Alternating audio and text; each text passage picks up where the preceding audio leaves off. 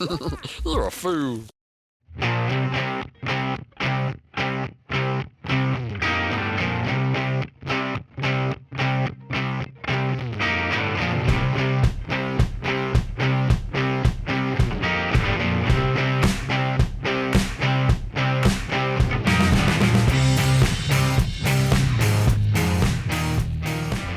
Welcome, everyone, to the Racing Foolz podcast powered by Low Budget TV.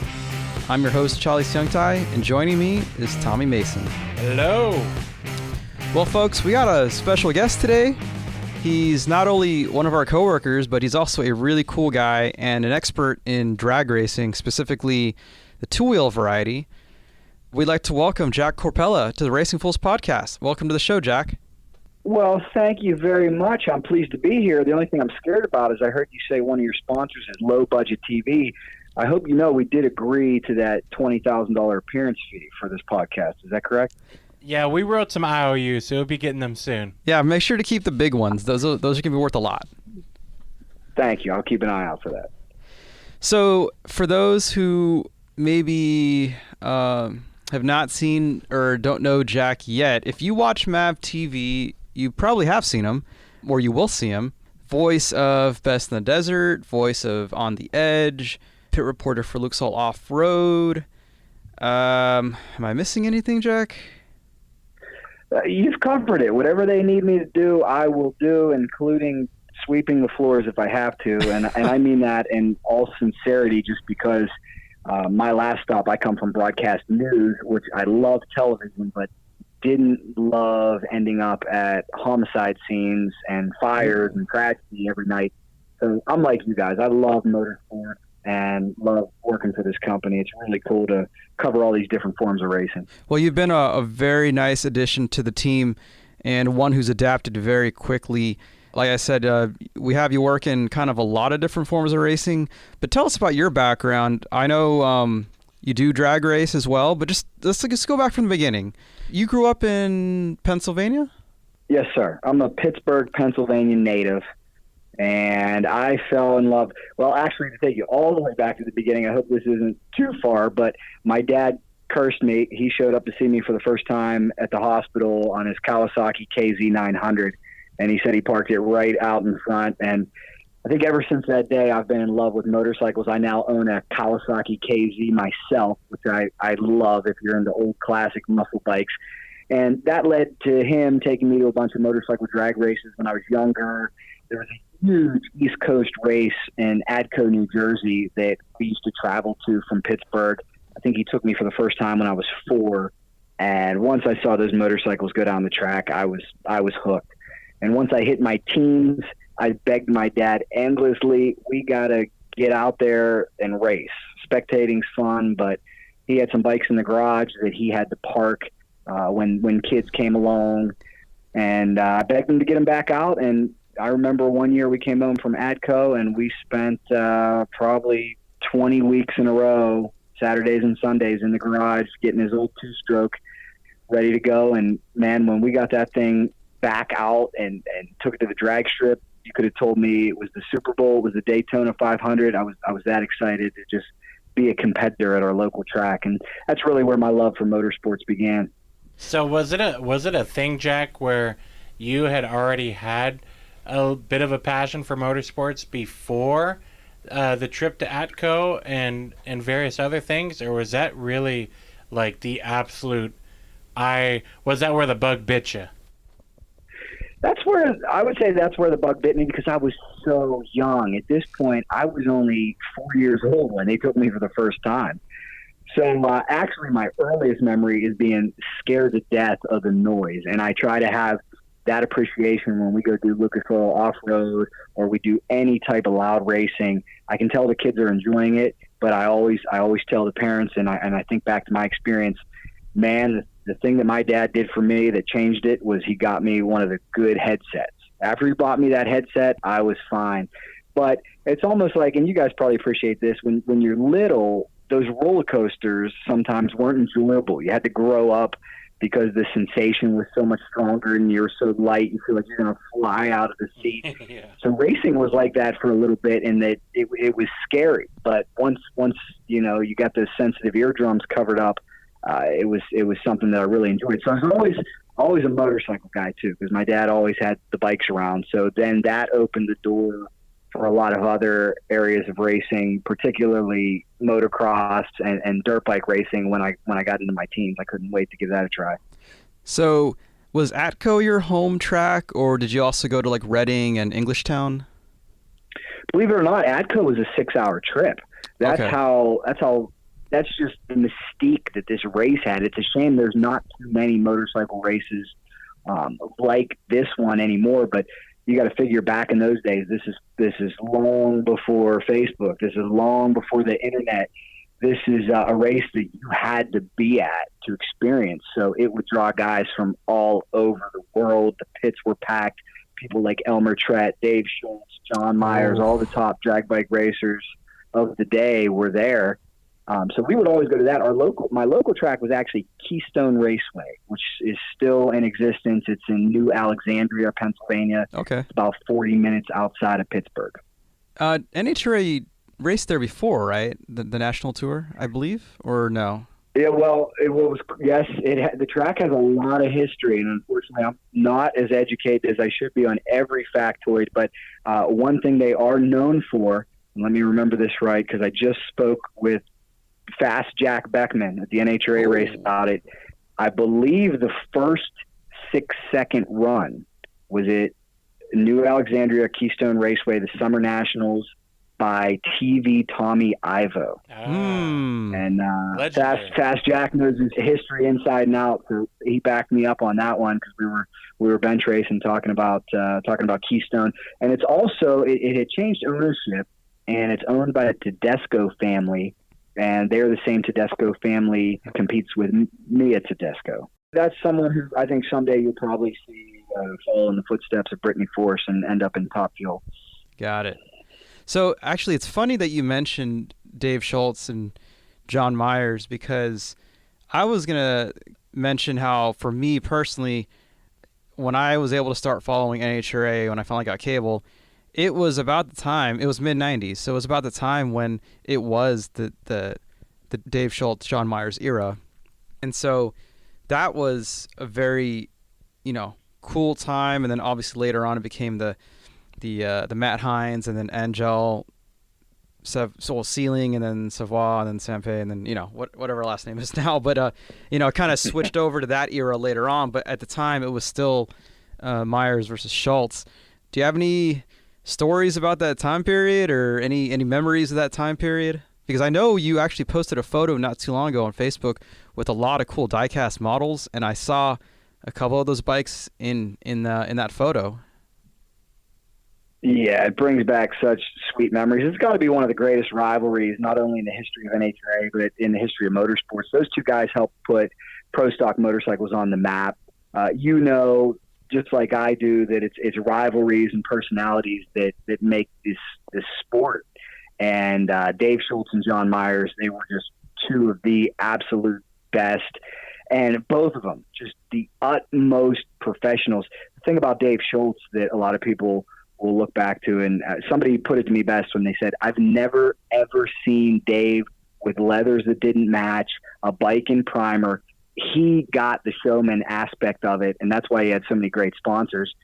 When he put a program together, he would put out just some of the best-looking paint schemes to where the carpet matched the bike, the trailer, the uniforms, his crew people. This is how you knew people were ahead of their time, is when you had your crew people wearing pants, right? A lot of people would just say, just wear your jeans, wear whatever. These guys back in the 70s and 80s, they knew to have their crew people wearing the matching pants. That's how professional they were. So it was an awesome rivalry between those two, and it was heated. What makes a great rivalry is competitiveness. Like I come from the football world. I come from Pittsburgh, and Steelers-Browns was always the great rivalry. But then that rivalry meant nothing for about 15 years because the Browns were so terrible. It was a one-sided rivalry. Now the Browns are better, and it's hard to have a rivalry that's one-sided. With John and Dave, they were trading blows every race and were back and forth in the championship hunt. So it's awesome. And from a promoter standpoint, I can tell you, I knew the guy who gave me my first ever job announcing, Scooter Kaiser. He ran ProStar back then, and he said the 3 most popular calls he would get to ProStar would be, is Elmer Trek going to be there? Is Dave Schultz going to be there? Is John Myers going to be there? Those are the 3 most popular calls he'd get all day. Yeah, actually, it's great that you mentioned the professional look of Dave Schultz's bikes, because, I mean, his Sunoco Hayabusa is one, I mean, it's still to this day one of the coolest looking bikes ever. If you've seen that bike, you know, like, you remember it. You can't, it's unmistakable that, you know, the bright yellow with the blue and the white. So we still remember him and revere him with a lot of respect, you know. So talk about, and that shows you how ahead of his time Dave was. The reason Dave spent a lot of time in the wind tunnel, and the reason he went to the Hayabusa body wasn't to go quicker. It was because he knew that's what the factories wanted, and he was desperately trying to get Suzuki involved. That was right when the Hayabusa came out. And I look at things today, and I think it's a shame that NHRA hasn't made some more adjustments to figure out a way to make that Hayabusa body competitive, because apparently what I'm hearing from some of the teams is they didn't like it. The aero package wasn't great, and the TL1000 body is a lot better. But, you know, certainly, Suzuki's flagship muscle bike is the Hayabusa. It'd be great to see a few of them out there. Yeah. Talk about I guess the pro stock bike class, and you know, you don't need to say anything that'll get you in trouble, but if you have any, if you have any, because, you know, let's face it, it's been the Harley show for a long time, and not necessarily because they're just better than everybody, but I don't think it's any secret that the rules favor at least, you know, the twins in general. And then obviously you have a little bit of a conflict of interest with Vance and Hines also being an engine builder for the Suzuki, or many of the Suzukis as well. So, I mean, like, you know, I don't know. I mean, there's a lot of people kind of not happy with the class. And what do you think could or should be done to you know, make it to where the racers feel they're on a more even playing ground? You want the Jack Unleashed answer here? You want the yes, we do. We do. No. We like to keep it real on the Racing Foolz podcast. So as long as you're willing to say it, I'd love to hear it. So I'm gonna keep it real. Yeah. Listen, I see all sides of it. Let me preface what I'm gonna say by, if it wasn't for Vance and Hines, Terry Vance, there probably would not be a pro stock motorcycle class. They are the pioneers. They have always found a way to keep it going, and kudos to Terry Vance, Byron Hines, and everybody for attracting a factory, especially a factory as popular as Harley Davidson, to the NHRA. That is crucial. That is key. That being said, the situation that they have right now has to be one of the most unfair, uncompetitive, unsportsmanlike situations in all of motorsports. And I can't believe 15 plus years later, we're still talking about it. And the problem that I have is that in a category where everybody is supposed to have an open door and everything that is raced is supposed to be available, that's not the case and has never been the case. So I just think it taints the entire category. And I think anybody on the inside, anybody who's a true fan of the class knows that and understands it. I don't know if they're even worried about those people, because maybe the class isn't popular enough. I'll be the first to admit that if any of those pro stock motorcycle racers look up at packed grandstands in Pomona or Gainesville and think that everybody's there for them, they have officially lost it, because we know they're there for Nitro, they're there for the NHRA marketing machine, and pro stock motorcycle is a nice little side dish. But I guarantee you, if we went up into the stands with a microphone and did an opinion poll, we'd probably find out the vast majority of the people don't know the inner workings of the pro stock motorcycle situation. But for those that do, it's terribly unfair. And if I'm Vance and Hines, I would want to let competitors buy that so that your victories wouldn't be so tainted. Because here's the truth, and I would like to even tell this: Terry Vance, Andrew Hines, Eddie Krawick, all those guys, you could probably give Byron Hines a tricycle and he's going to beat the rest of the field on it, because the team is so talented, and they're the best. But when you're doing it on something that nobody else can own, that question mark is always going to be there. They're always going to have to answer for that. And I wish it's something that would just go away to make things more even. I mean, look at all the different forms of racing we cover. I couldn't imagine something like that in the off-road. Could you imagine next year, Lucas Oil Off-Road, Toyota comes out with a special truck that only one team can own? Right. I mean, could you imagine the outcry? And then they go on to win 9 championships with it. Mm-hmm. I just couldn't imagine, or excuse me, 10 now that they're up to, with Andrew winning that shocker in Pomona. Well, the thing too is, what I kind of didn't like was, when Harley first came out, they actually didn't do good at all. They actually kind of got embarrassed, and I think that's kind of what put the pressure on NHRA to, like, hey, if you don't like change things to make this better for us, we're out, right? Kind of. Yeah, the way the rules were written, and this is where I do give NHRA and anybody involved, whether it be Terry Vance or anybody, a whole lot of credit, because parity is decently, I would say, acceptable, considering the fact that you're dealing with 3 very distinct vehicles. On an even playing field, no way could a Harley-Davidson compete with an old-school 4-cylinder Suzuki GS tuned to the 9s. We just know that it's not possible. They're 2 different animals, 4 cylinders, 2 cylinders. So rule changes were needed. And I'm okay with the rule changes. I'm just not okay with saying only one team can have them. You had to give the Harley something, because you're right, Charlie. I remember back in the days when I think it was David Fizell who, before Vance and Hines got involved with Harley, he would always bring his machine out and he would be like half a second behind the field.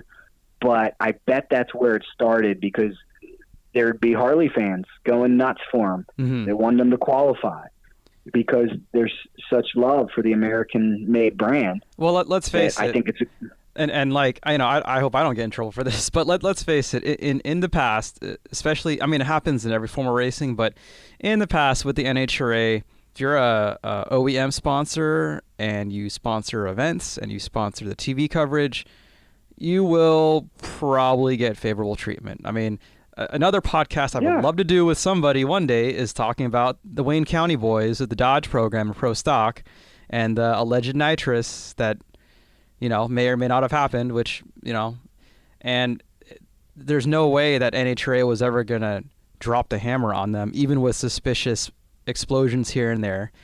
They were never going to drop the hammer on Dodge. But then when poor Jerry Ekman gets caught, in the pit lane with an exploded nitrous bottle, he gets banned for life and $100,000 fine, and like his career is over, So, it's no, and I get it. It's a business, we work in it. We understand there's politics involved, but just because we understand why it happens, it doesn't mean it doesn't happen, and and to a lot of people on the outside, they might not want to believe that. But there's a lot of stuff that happens that maybe is better off not being in the public eye, but it still has a major influence on what happens.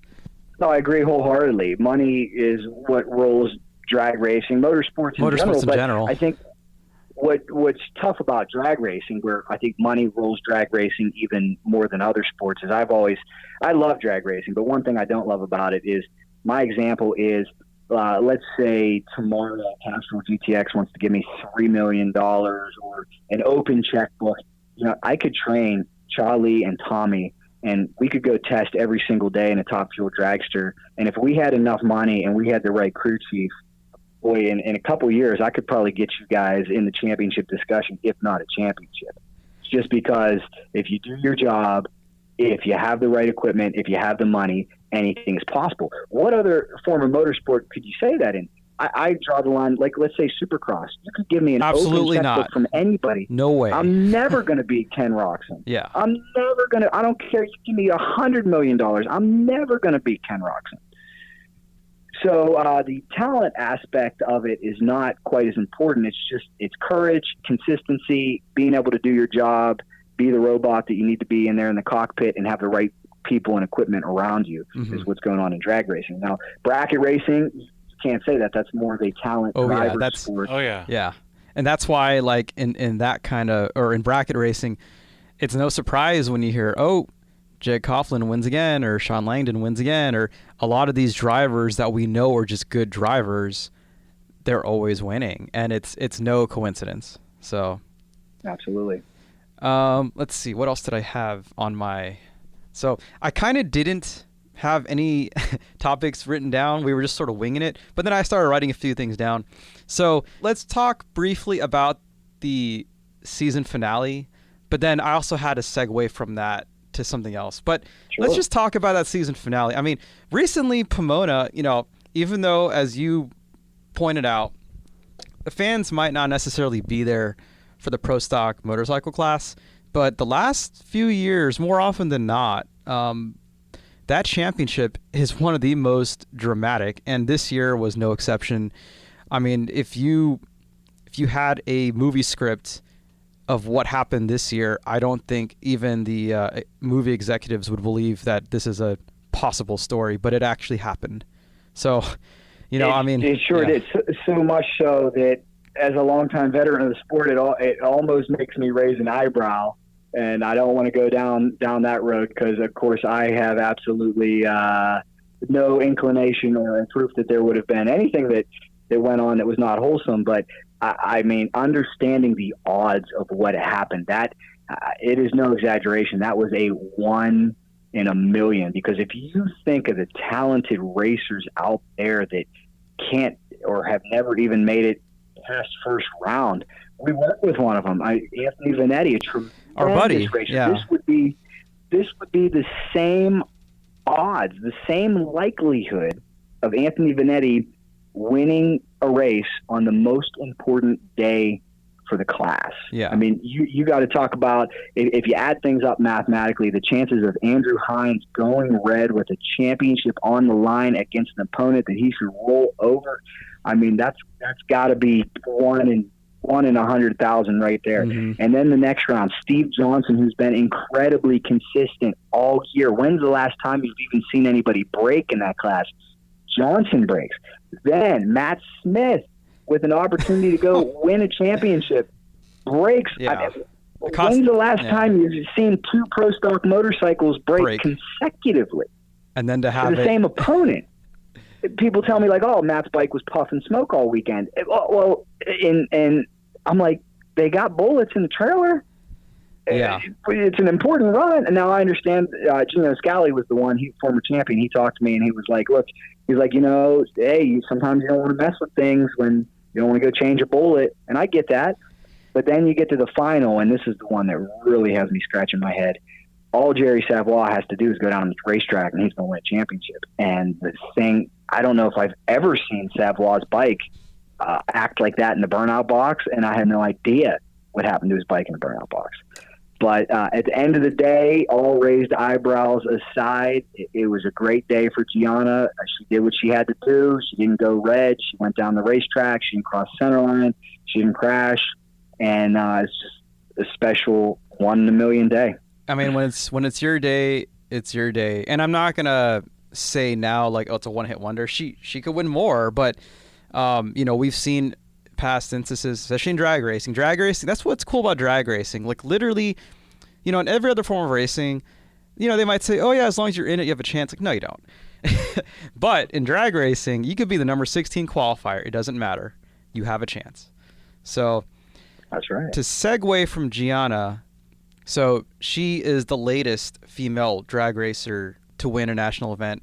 And I want to go back, let's say 15 or 16 years ago.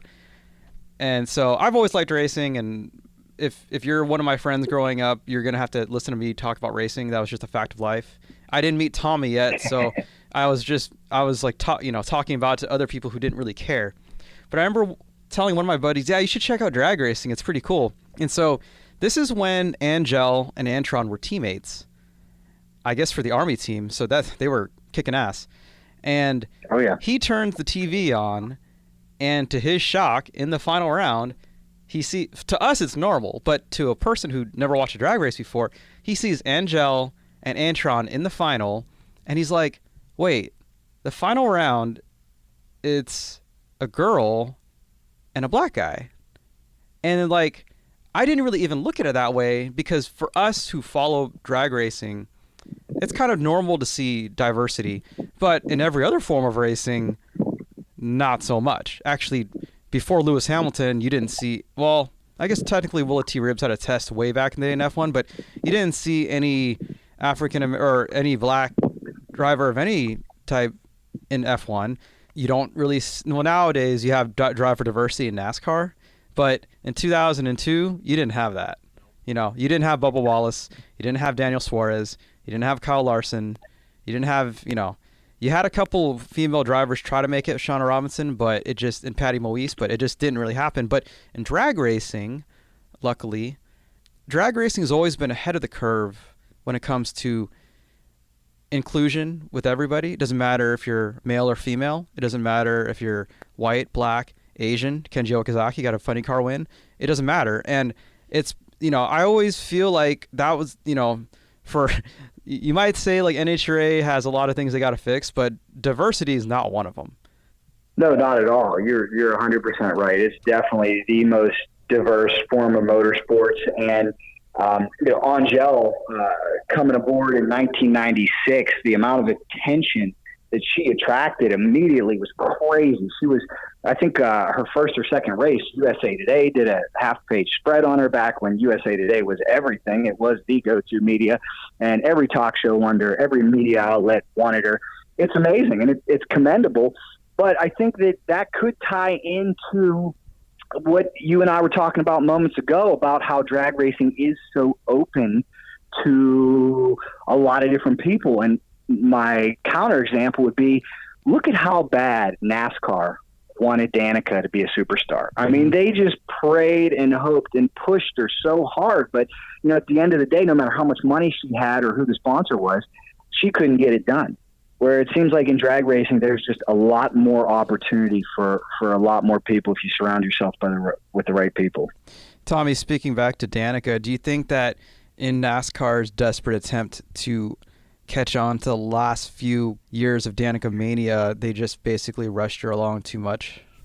I think in my opinion, it was a thing where she was underdeveloped for a NASCAR driver. I mean, she's out there racing with drivers who literally grew up in the sport and have made their way up into the sport. Danica being, you know, a pavement racer, but also a European racer, an IndyCar racer, road racer, circle track racer.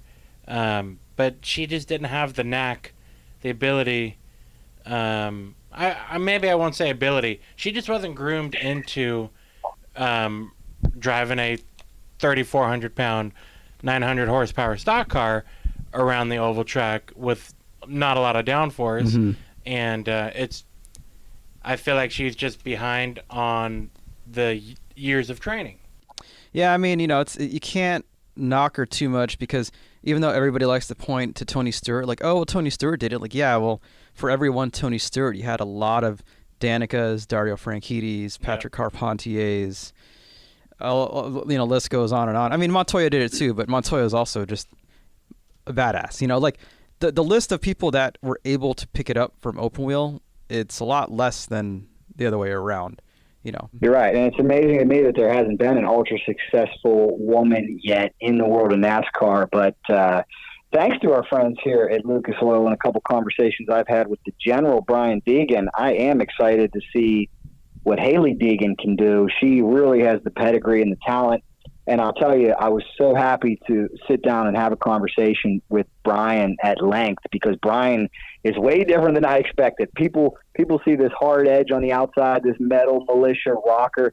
Let me tell you what, that man is a motorsports and marketing genius. He laid it out for me. He's got a 5-year plan for Haley. He refuses to rush her. He said already NASCAR is beating down the door because she's already one of the most popular drivers out there and hasn't even made it to the big show yet. But he said he will not rush her under any circumstance. He said he's gonna take his time. And I mentioned I already made the comparison to Danica, and this one crewman said, "Don't bring up Danica. He doesn't like that. He doesn't like that." He laughed at it though, and he said that because what I asked him is, I said, this could this be the Danica that NASCAR always wanted? Meaning that could Haley be the Danica that wins? And he laughed and smiled, and I think that's the goal long term, and he believes it's possible, but he refuses to rush it. And I think the great thing is that's kind of what we all hope for, not only out of Haley, but a lot of racers in her position too. It's because we've seen the rush, and that rush is not necessarily healthy at all, because you just get caught up and you really get put behind on the ball, where when you mature up through the ranking. Now, does she have, is she like a Kevin Harvick where, she was been racing late models for a lot of years? No. But she has groomed herself and her family and everybody around her to be, good on off-road, good on circle track, and look where she's at now. I mean, she's destined to be a NASCAR superstar, and we as fans, but also people who have seen the history, we're so happy to see that she's not running, an Xfinity or a truck. Obviously, she'd be a little too young for that, but also she's taking it one race at a time, which is fantastic, because rushing never seems to be a healthy thing. I mean, we saw, you don't need to look very far, Tommy, just this year in the Truck Series with Natalie Decker. When you move up quicker than you should, you're now all of a sudden learning in front of everybody, and every time you make a mistake, those memes are ruthless. Yeah, Danica got lucky that there is no memes when she was in the Cup Series. Yeah. But I mean, that speaks for a lot of people though too. Yeah. Because we've seen it in the past. I mean, John West Townley. Oh yeah. So rushing what rushes people most often. I think what often rushes people is the money, chasing that seven-figure payday. Yes. The great thing about Deegan and the genius marketer that he is he's a monster athlete. He's got backing. He's got all types of sponsors. He's got his own YouTube channel. They've got streams of revenue that I don't think they need to rush that payday. They're not worried about it. Yeah, and that's when you're in a situation where you don't need to just grab the money. It makes it a lot more easier for some people, and actually this is probably what happened with Danica, to be honest with you, when she got her IndyCar ride. I don't think she was ready for IndyCar, but when you were in her position, which is the same as a lot of people's positions, where, your family has put everything that they had to help you make it, and you're now on like the cusp of you might make it, you might not, and somebody gives you this opportunity that you might not be ready for, but it might be your only opportunity, you're not going to say no.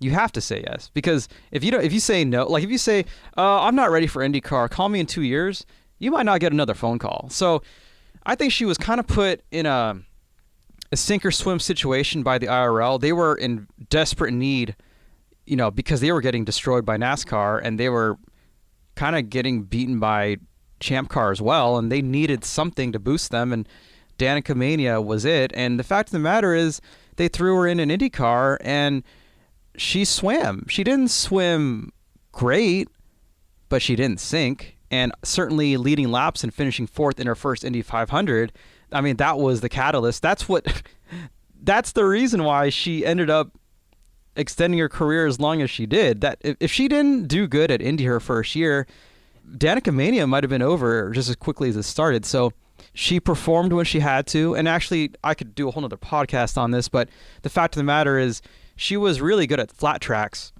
I know a lot of people want to trash her, but she was good at tracks that weren't just flat out in a pack like Texas or Chicagoland or like the cookie cutter track. She was good at flat tracks. Indy, where she won at Motegi, Milwaukee. Unfortunately for her, a lot of those tracks got pulled from the schedule, so it's like, wow, the tracks I'm good at are all gone, and except for Indy. That's why she did decent at Indy every year, but that's a whole nother topic now. But I don't think Haley's going to have that problem. At least she will not be rushed too fast. Now, whether she'll adapt to what she needs to do, that remains to be seen, but everything right now has been going to plan, I would say. But, if she can make it, well, she will make it, but if she can succeed, then that's going to be huge for NASCAR. That might be the one thing that they've been needing to help, boost their whatever slump you want to say they're in. I don't think it's the end of the world like everybody else thinks it is, but, you know. Well, they want it badly. You know that. I'll give you a funny inside Danica story, too. Jonathan Coachman is a good friend of mine who I worked with at WWE, and then he went to ESPN Radio, and he was very outspoken against Danica that, you know, she was all hype and just wasn't going to get it done. And then the year Danica went out and qualified on the pole for Daytona. Mm-hmm. Jonathan Coachman had Jimmy Johnson on his radio show, and he said that off the air, he told Jimmy, he said, well, I guess I better eat some crow. And the response from Jimmy was, don't eat too fast. Yeah. I mean, because that was kind of what the guys were thinking. I guess that was, you know, kind of how she was looked at by some of her peers. Hey, guys, time to pay the bills. Here's a commercial. When performance matters most, the pros trust Crown Performance. Constructed from Teflon, Kevlar, and stainless steel, Crown Performance brake lines exceed all industry standards, will hold up against the harshest conditions, and provide ultimate stopping power, whether it's for the street or the track. We offer customized sizes and colors to fit any application. Visit crownperformance.com to learn more. crownperformance.com. crownperformance.com. So we're going to backtrack to your career, but let's go a little bit further. So apparently we were corresponding with each other like for a while before we even really knew each other and before we even worked together. So there was a time when I used to write press releases for people, and that included the Arana team who race in Pro Stock Bike. And so sure. I would write the press releases, I would send them out. And after every race, I would send them out to various places. And one of them was cycledrag.com. And so I would send them, and then you guys would post them. I didn't know you yet.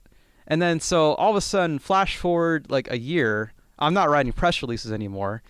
And in my email address history, I see a Jack Korpela cycle drag. And I'm like, is that the same Jack that works with us now? And it was. So, isn't it funny? Small world, huh? Small world. So, talk about your website, and then we'll go from there.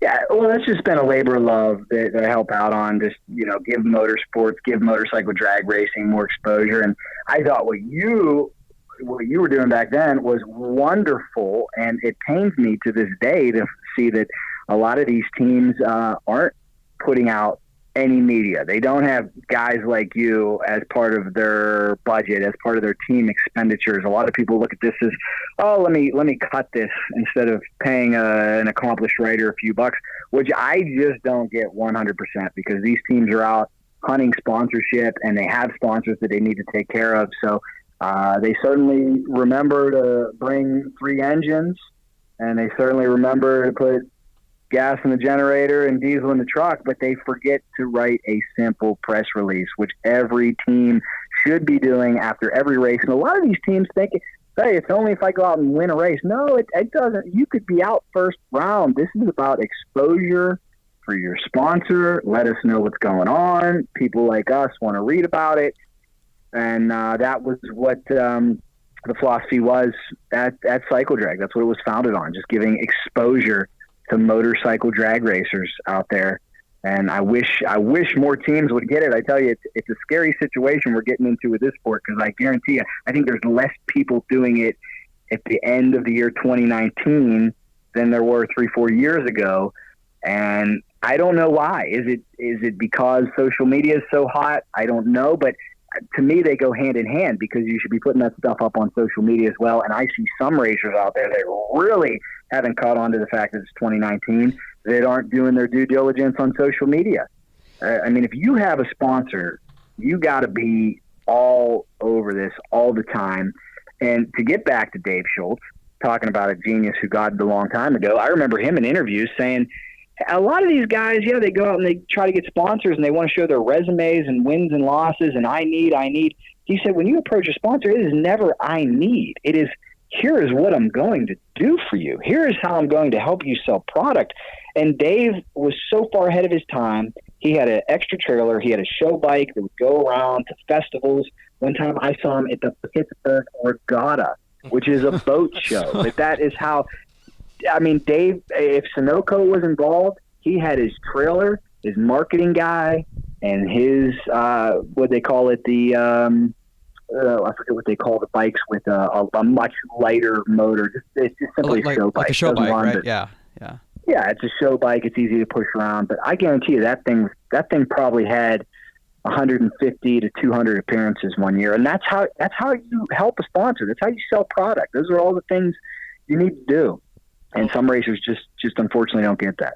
Well, amen on that whole, media and press and everything else, because couldn't have said it any better myself. You don't even see that really in a lot of forms of either regional or national level until you get to companies that actually have a budget for it, even though there really should be a budget all the way. But this is where I want to know, Jack, because I want to know where your passion for broadcasting started. Was that something of a school, or was it even like a just a dream to become a broadcaster? Was this something that you've always thought to do?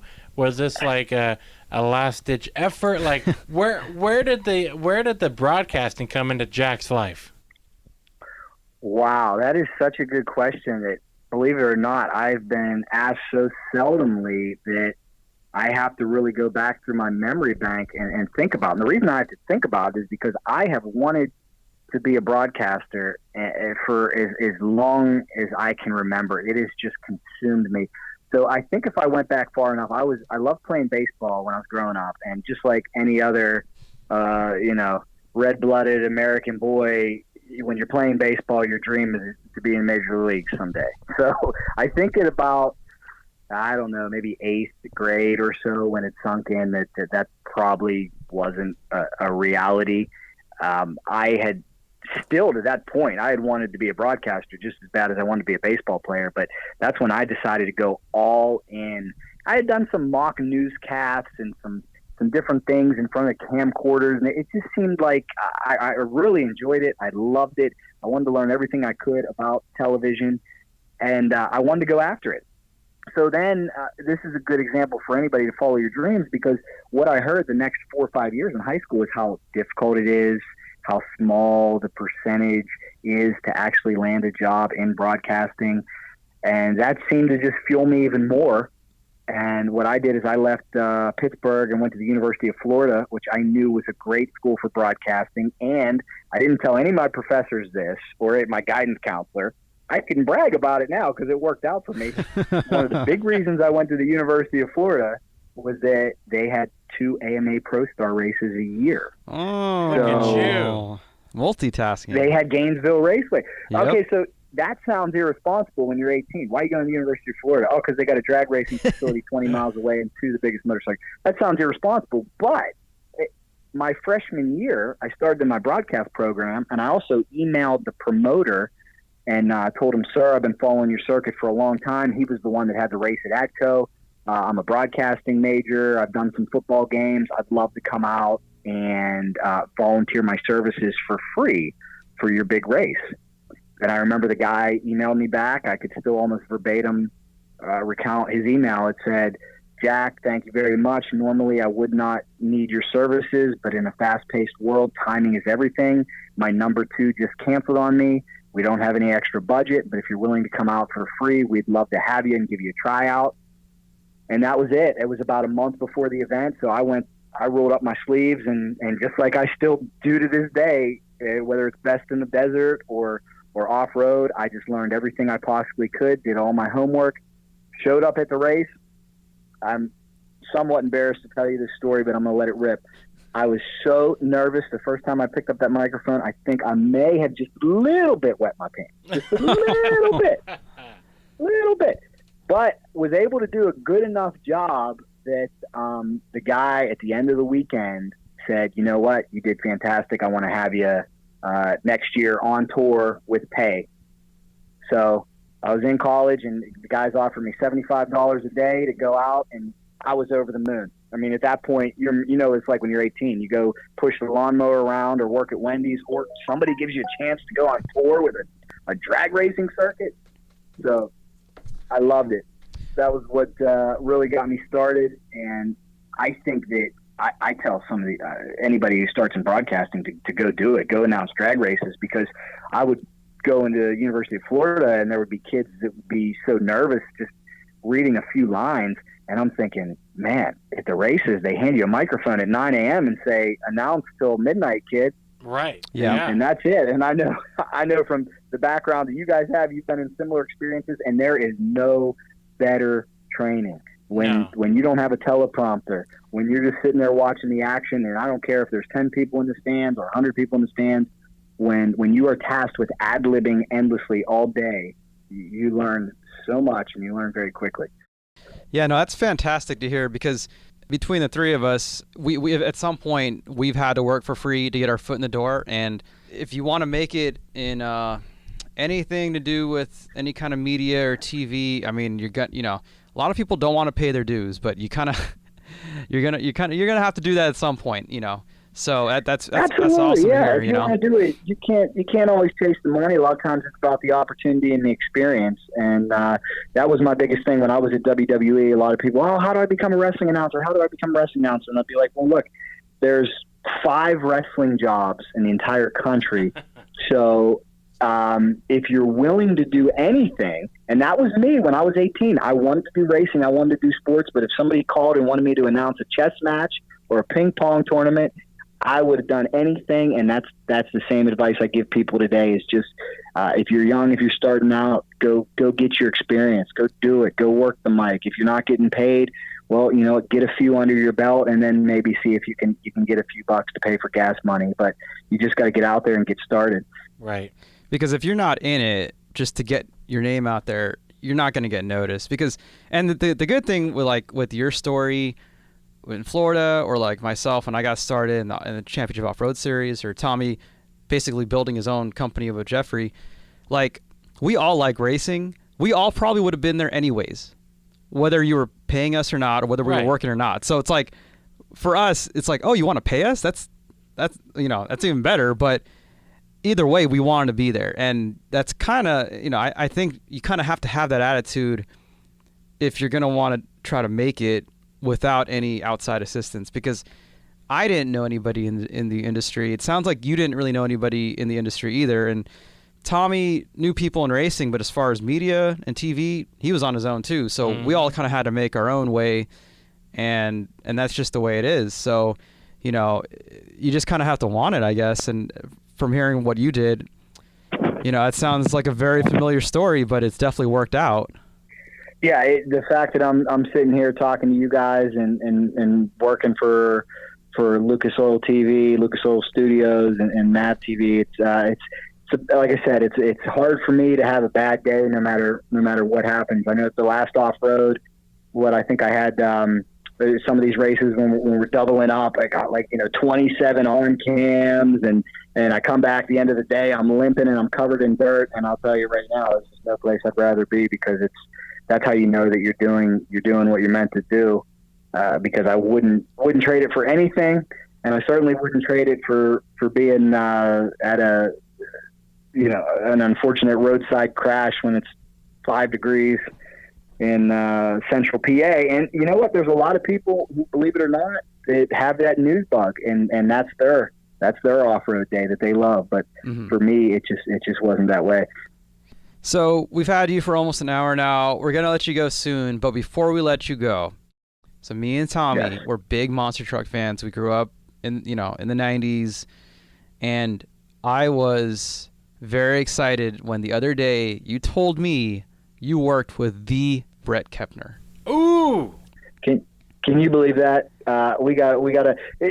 Actually, we need to have Brett Kepner on the show. I can make that happen. Yes, we'd love to have him. I have his one of the most knowledgeable guys in the history of motorsports. He told me he has a file on his computer that he wants to make sure it gets passed on to somebody when he's no longer here, because he said that the thing has almost filled up his entire computer. I forget how many gigs this data file is, but it's insane, and he still follows everything. I mean, I've never met anybody in drag racing, and there's some great ones out there. I don't know if I've ever met anybody with that type of memory that could just rattle and hum off the top of his head. it's intimidating talking drag racing with the guy because he knows everything. I can kind of hold my own when it comes to bikes. Anything else, forget about it. I mean, he will just he will embarrass me, and he's that good. He's done it with monster trucks. He worked for Masters TV for a long time, and that's where I got my start in Masters. So you worked for Masters too? I worked. That's how I got. You know that we get shows from them for Mav. Yes, we do. Yeah. It's awesome to see Ted Jones and everybody still in the business. If it wasn't for Masters TV, I'm not so sure I would be here because the drag racing announcing that I did led to my first big TV opportunity, which was through Brett Kepner and Ted Jones. They recognized my announcing at the track. They were filming a Pro Star race. They said, "Can you help me with the VO?" I said, "I would give my left arm to come help you guys with the VO." Was this Inside Drag Racing? Or this was Inside Drag Racing. Yep. And the next thing you know, Masters picked me up, and they're sending me to, back then, the SEMA show was in Atlantic City, New Jersey. That was my first, at least there were 2 SEMA shows, but one, the East Coast SEMA show was in Atlantic City. They sent me there for my first one. They sent me to Tunica, Mississippi for go-kart racing. They sent me to DeLand, Florida for a monster truck show. And I quote them all the time. I was just in Wheatland for a monster truck show, and I remembered something that they told me back in DeLand, and that is, if you see one of these tires come off, you better run. Oh, yeah. when you're down on the ground, those things, don't ever estimate how heavy those things are. And I was telling everybody around me, I say, look, hey, heads up, guys. We're down here on the ground. If one of these tires comes off, run. And there were a few that came off. Luckily, they didn't come our way, though. Wow. Yeah. Oh, man. So was Brett a guy you should that definitely have Brett on there? Yeah, no, we'd love to have that. I mean, and there's a lot of monster truck fans that follow Low Budget TV, so they'd love to hear that too. Was Brett a guy that you grew up watching the same way that we did? Yeah, especially on drag racing. And I know, me being the motorcycle guy, Brett Kepner and Ted Jones filmed the beginning of Pro Star. Boy, that really brings this conversation full circle, which was the 1989 U.S. Motorcycle Nationals at ADCO, New Jersey. Oh, wow. So at that point, I'd already been going to the event for 5 years, and TV was even more magical back then because it was so it hadn't flourished like it did now. If something got on TV back then with such limited channels and such limited options, it was really big deal. So Ted Jones and Brett Kepner, and it's still on YouTube now to this day, they broadcast the U.S. Motorcycle Nationals because Ted used to be the president of the IHRA, and the way Pro Star started, it was going to be the IHRA motorcycle division. And that's really when I took notice of Brett Kepner, because I think I watched that video so many. I had a VHS recorded that I watched it so many times I wore it out. But I just knew that here's a guy that wasn't even known as a motorcycle guy specifically, but knew Elmer Tratt and all these legends inside and out. And it was cool watching him. He has the unmistakable voice. I mean, come on, one of the best broadcast voices ever. Which may come from excessive cigarettes back in his day. Could you imagine? So I don't know if I want to go that route. Yeah. Oh, man. There's a you number want a funny to Brett be Kepner guessed. story? Yes, course. please. I'll tell you a quick funny Brett Kepner story, too. He's got the strangest diet I've ever seen in all of motorsports broadcasting. Okay, you're working with Brett Kepner. Breakfast is nothing. Lunch, nothing. Dinner, nothing. After dinner snack, nothing. The day's over. It's about midnight. Drive through McDonald's and spend about $38. And I joke you not, that was his diet. He always said that he never liked to eat when he worked. I don't know if it was a joke or not, but he said, hey, you don't want to be trapped inside a small announce booth with me after I eat. But that was the way he preferred to do it. I could never really, I'm the kind of guy where if I don't get my breakfast, I don't get my lunch, I'm going to get the shakes out there and be brain dead. But that's how he rolled. Wow. And that meal, I guess, at midnight was big enough to get him through. Jeez. Wow. Not that I recommend that for anybody. I don't know if that's the healthiest meal. But we all know through racing that when you're out there at an event, eat a big breakfast because you're not getting it at dinner till midnight. Yeah. So. Don't count on it, at least. Yeah, so. that can be the way it goes. That's absolutely that's what I work with. The cameraman that I work with now, Ken Cavalli at Off Road, who's amazing. Of all the amazing shots you see are thanks to him. Guy takes a poor jabroni like me and makes me look like $1 million. But anyhow, he's smart. He's got food all over the place. You know, he's got granola bars in his pockets and cooler in the UTV because he knows that we might not get a break, and a lot of times we don't. Yeah, Ken's a good guy. I mean, we work with a lot of good camera guys, and Ken's definitely one of them. So, well, I mean, we're definitely gonna have another podcast because you mentioned some names like, Elmer Trett. I mean, you mentioned Gino Scali. I'm like, oh man, whatever happened to him? So, you mentioned some names that just kind of reminded me of growing up watching motorcycle racing, and it was definitely nice chatting with you, Jack. Absolutely, a lot of great these men are stories. far more interesting than me. So I will feel free to. I can open up my Rolodex to you, and we'll get you if you want. If you want a Brett Kepner or Gino Scali, let's try to get them on the show. And Larry, you got to get my man Larry Spider-Man McBride on. He's like a second father to me. World's quickest motorcycle racer. Just rotated the earth with a 550 264 on two wheels. Yeah, those Top Fuel. Fuel. It'd be a great guest for you. Those Top Fuel. I mean, if anybody who rides a Top Fuel motorcycle, something is wrong with you. But and it seems like every time I see a post, he's setting a new record, which is like, wow, like how does he keep doing that? So, but no, keeps on pushing that envelope. No, fantastic to chat with you. I mean, it's just nice to just kind of get to know you more too, because we worked with you for a while, but it's like there's a lot of people, and honestly, this is one of the reasons why me and Tommy we wanted to do this. It's everybody's got a great story, and let's get it out there. Let's have people learn about people's lives and their stories, and so and you're definitely one of them, So I'm glad to talk to you, glad to work with you, and thanks again for taking the time to chat with us. Amen. Likewise, guys. Really appreciated it, and I hope anybody listening to this understands that you two are, you guys are on your way to becoming Brett Kepners. You guys certainly in this building. If we have a motorsports question, a trivia question, they say go ask Charlie and Tommy. So, kudos to you guys.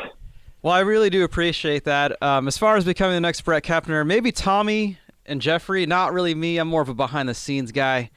I heard Tommy has a similar diet, so. Well, I do. Yeah, I was just gonna say that's not too unusual. It's just it's a lot more In-N-Out, not McDonald's. Yeah.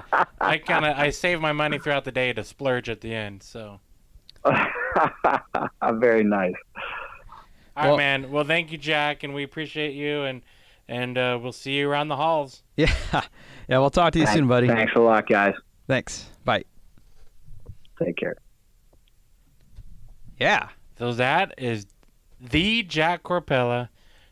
Some of you may or may not know him, but you'll know him soon. Yeah. This guy has learned how to hit the ground running here at Lucas Oil and MAVTV because we kind of just threw him out there and said, have at it. Luck. Yeah. I mean, because literally last year, it's like, who's going to voice Best in Desert? And it's like, oh, we'll get Jack to do it. And I'm like, okay, that might work. And then, but he's done a fantastic job. I mean, he's done his homework. He's learned the sport, and I think he's doing a great job.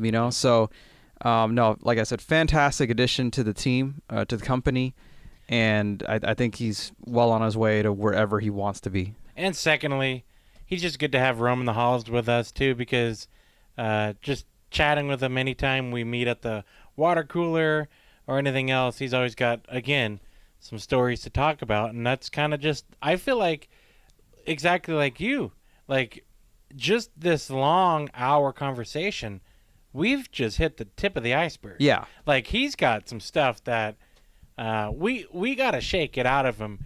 Maybe we just need to have him literally in here. I don't know. Yeah. But I think that it was such a great warm up to Jack. We're going to have to get some more stories. Yeah, no, this will not be the last time that we have Jack on the podcast. I feel like we just moved the top layer off. Yeah. So I'm excited. And that was great. And hopefully everybody enjoyed it. Like Tommy said, I hope everybody had fun listening to this. I know maybe a lot of people that usually listen or watch low-budget TV are not really the biggest drag racing fans or motorcycle fans, but there's a lot of great stories out there, and we just want to find them. So hopefully you had fun listening to this. We have a lot of fantastic guests in the works. So this was just one of them, and we hope to do many, many more. So for Tommy Mason, I'm Charlie Seungtai, and you've been listening to the Racing Foolz podcast, powered by Low Budget TV.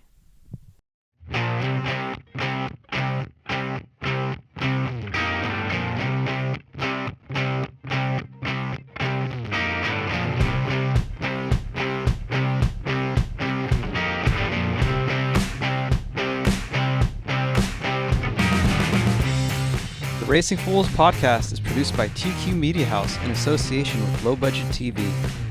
Special thanks goes out to Tommy and Jeffrey from Low Budget TV, Kelly McGuire for the free mic and mixer, and Ramon Ariola for helping create various show elements.